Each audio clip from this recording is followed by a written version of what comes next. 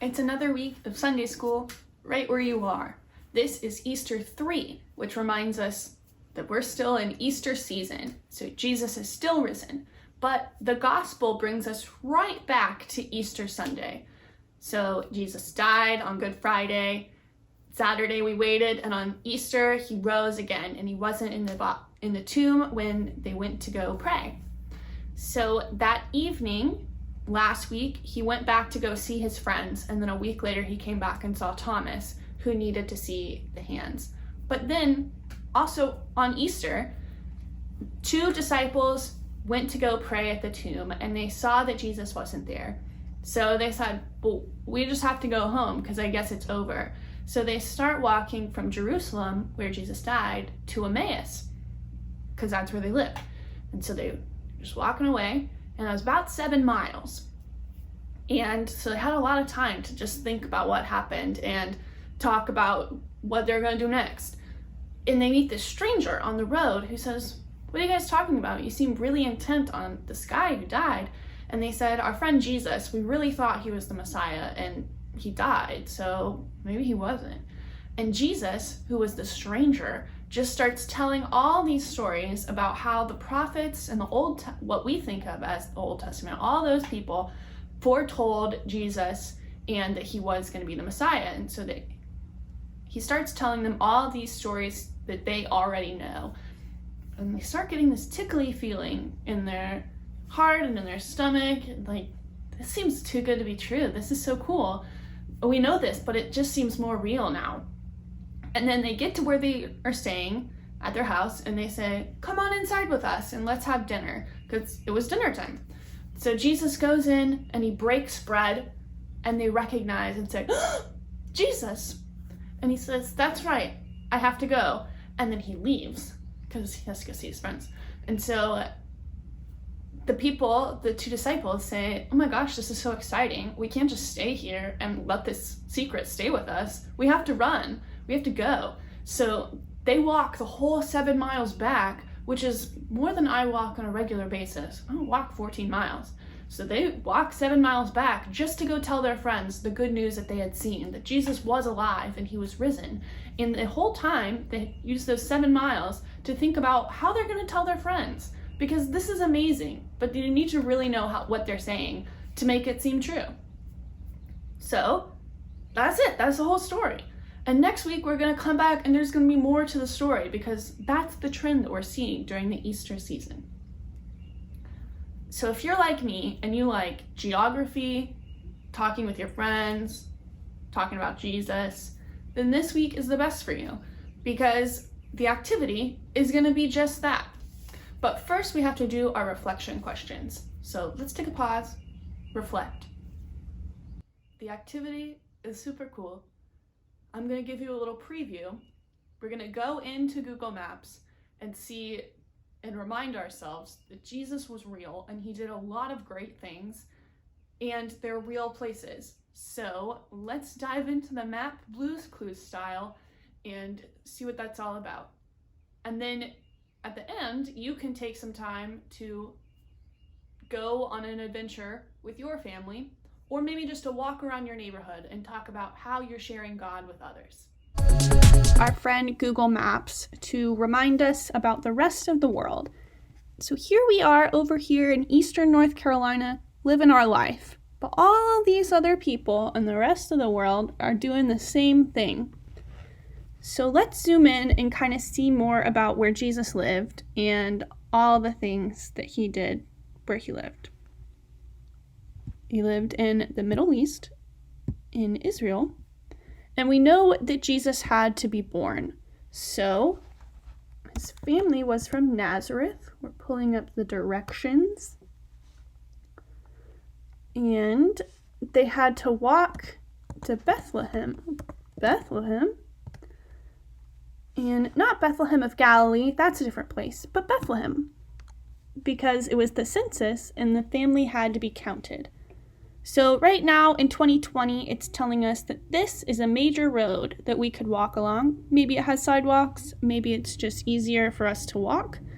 Maybe it doesn't look like there's a big mountain, but right here in the middle, but maybe there's something that is just a little harder to walk on. Or maybe that's a big interstate that we shouldn't be walking on.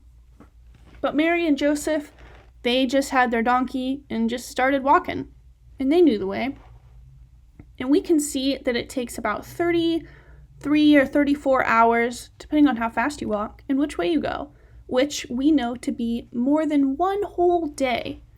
And you see the mileage is in kilometers, which is great if you're running a 5K. But if you know about miles, 157 kilometers, so that's about the beginning, is 97.5 miles, which is pretty far. So they went quite a long way. And that was just to get Jesus born. So let's zoom in to Jerusalem, because that's where Jesus spent his final days. And here, there's a lot of things popping up because it's a pretty popular place these days. And you'll see that some of them are temporarily closed because, there's a whole pandemic going on. But over here, we have Gethsemane. That's the garden that Jesus went to pray in after the supper on Maundy Thursday. And we have this whole area. There were not all of these churches there. We should know that. And we have the tomb, and they think that's where Jesus died. The garden tomb. Here, it's got 4 out of 5 stars. That is great. And I'm here to remind you about this great feature, the street view. So now, it looks like we're there. We can see some people. We are going to stay 6 feet apart from them. Oh, she's right there with us. And we'll wait for it to load a little bit more, but this is what it would look like now. He took this picture in 2016, but this is probably what it looks like if we were to go to the garden tomb right now. Place to sit and pray, place to think. Let's see if there's another shot of this place. Oh, perhaps a tour guide to tell us what's going on. Oh, he's leading a lesson. These people are very close to us. We won't stay long. So it looks like we were just right over there. There's a lot of people here coming to visit, hearing to learn about Jesus. We got our buses that brought us here. Jesus certainly did not have one of those. Let's see if there's one more view.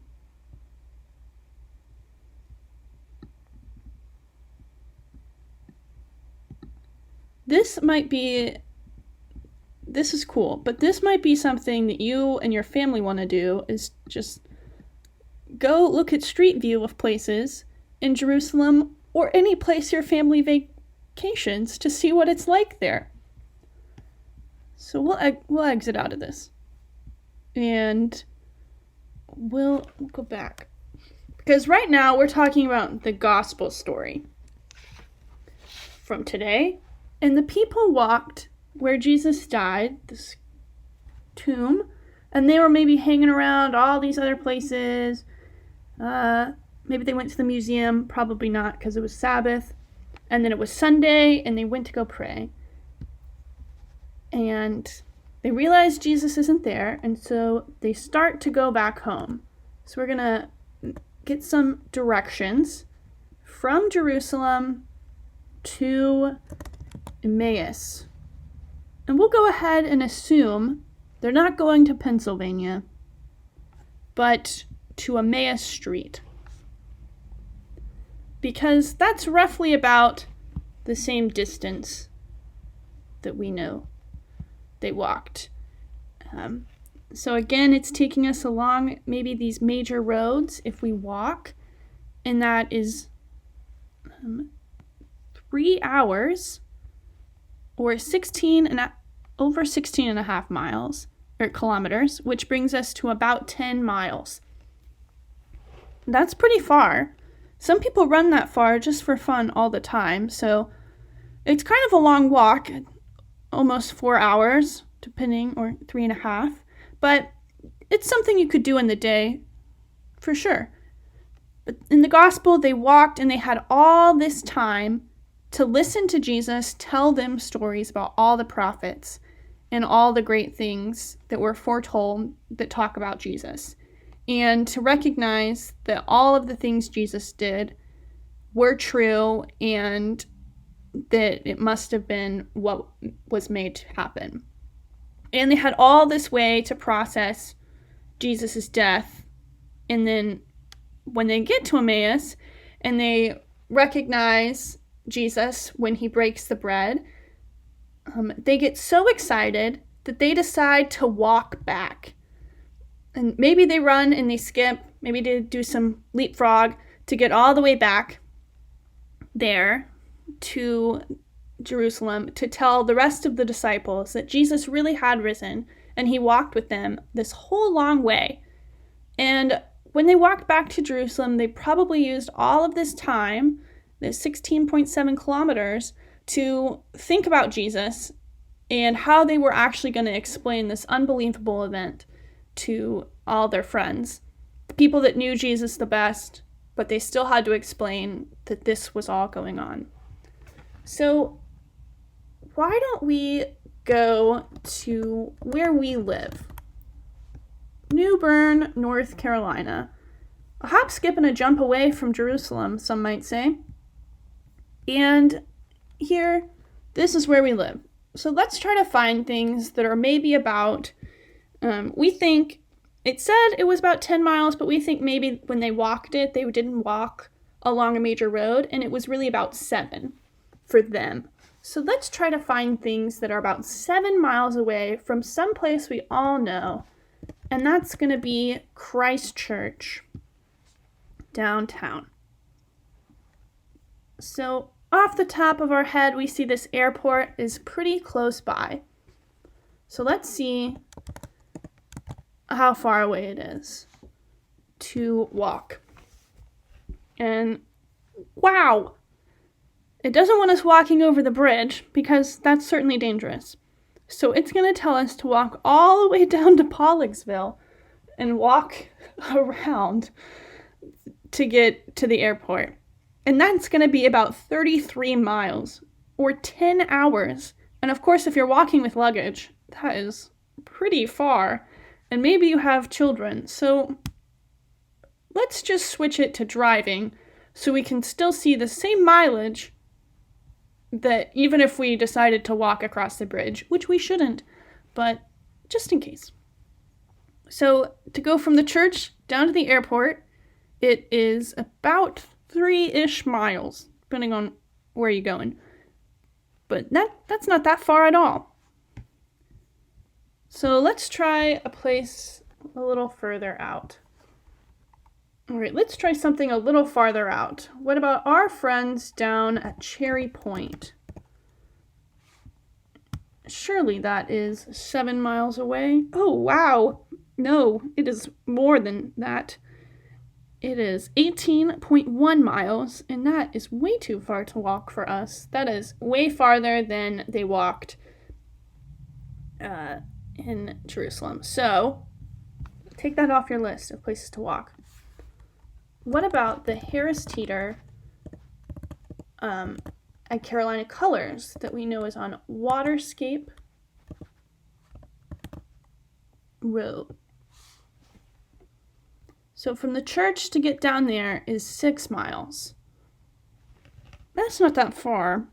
That's certainly not 7 miles. But you wouldn't want to walk all that way with groceries. So what about the other Harris Teeter?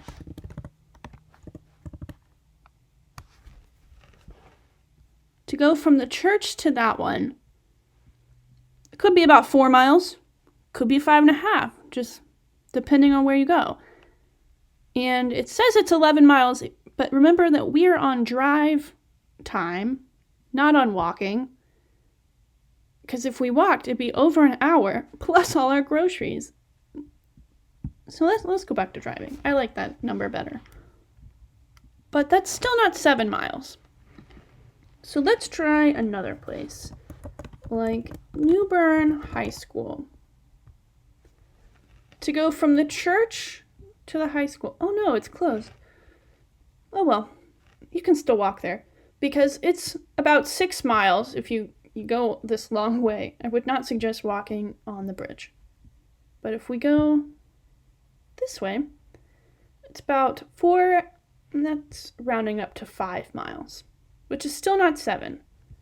But Google Maps, remember, has this great feature where we can drag our route to change. So if we went from the church all the way down through Trent Woods and around and drove back this way, that is 7.2 miles, which is about as far as they walked from Jerusalem to Emmaus. And then, so if Christchurch is Jerusalem, the big city, big metropolis, and New Bern High School is Emmaus. They had to walk all this way and think about Jesus and know all the stories that he told and all the prophets in the Old Testament and all the things that happened with Moses and Elijah and all of those great things. And they had all that time to process. But when they get out here, see, there's not that much over here. I don't know if you guys been to the high school, but it's certainly not a metropolis out there. They realize that Jesus has all these great things. So they have to walk, run, hop, skip, and jump all the way back to the metropolis that is Christchurch, Jerusalem, to talk to their friends about how great Jesus is and that he has risen. So luckily, they had the 7.2 miles to walk and to go think about Jesus and how they're going to talk about Jesus with their friends. The people that knew Jesus most were talking about Jesus to people who also knew Jesus the most, and that he had been risen, and that we were still called to go and do likewise. So that's it for the map.